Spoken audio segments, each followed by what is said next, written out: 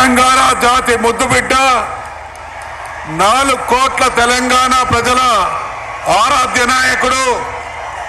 తెలంగాణ పదం నిషేధించబడినప్పుడు ఆ పదం నుండి నిప్పులు పుట్టించి తెలంగాణ రాష్ట్రాన్ని సాధించిన యోధుడు.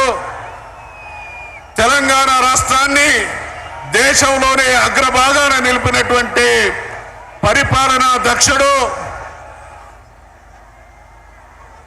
కేసీఆర్ గారికి స్వాగతం, సుస్వాగతం.